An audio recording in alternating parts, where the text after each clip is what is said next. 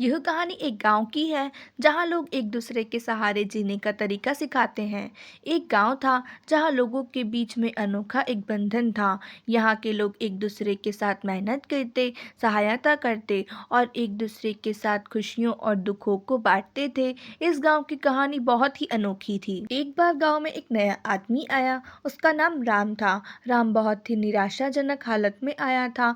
वह एक छोटे से गांव में दूर रहते थे जहां उनका परिवार बीमारियों और तंगी में फंसा था। उन्होंने सोचा कि वह इस गांव में आकर नए जीवन की कोशिश करेंगे। राम गांव में आकर एक आदर्श बनने के लिए प्रयास करने लगे। वे हर काम में मेहनत करते, दूसरों की सहायता करते और सबके लिए प्रेरणा स्रोत बन गए। दूसरे लोगों की खुशियों और दुखों में भी वे सहभागी रहते। एक बार गांव में बड़ा दुख का समय भी आया जब गांव के मुखिया का बेटा अचानक बीमार पड़ गया। उसकी स्थिति गंभीर थी और उसके परिवार को इलाज के लिए पैसों की आवश्यकता थी, लेकिन गरीबी के कारण परिवार के पास इतनी धनराशि नहीं थी। जब राम ने इसे सुना, उन्होंने तत्परता से अपनी सभी बचत की राशि का उपयोग करके परिवार की मदद की। वे नहीं चाहते थे कि इस दुखी परिवार को भी हमारी तरह जूझना पड़े। उन्होंने बचत की राशि के साथ साथ दूसरे गांव वालों को भी अपील की और उन्होंने भी उस परिवार की सहायता की। इस आपातकाल में गांव वालों ने एक बड़ी टीम बना ली।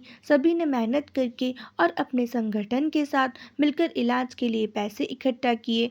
थोड़े समय के बाद बेटे का इलाज हुआ और वह पूरी तरह स्वस्थ हो गया। इस घटना के बाद गांव वालों के मदद करने के इरादे एक दूसरे के साथ और भी मजबूत हो गए। यह उनकी सद्भावना, नेकी और सामर्थ्य का परिणाम था।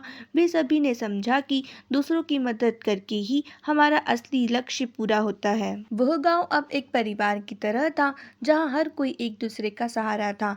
यहाँ के लोग अपनी खुशियों और दुखों को समझा करते, एक दूसरे की मदद करते और अपने संघर्षों को साथ में झेलते थे। वे सब मिलकर इस दुनिया में एक सुंदर और समृद्ध जीवन जीने का तरीका सीख गए। आज की स्टोरी बस इतनी ही। अगर स्टोरी अच्छी लगे तो चैनल को सब्सक्राइब करें और वीडियो को लाइक करना बिल्कुल मत भूलें। मिलते हैं अगली स्टोरी में। Thanks for watching.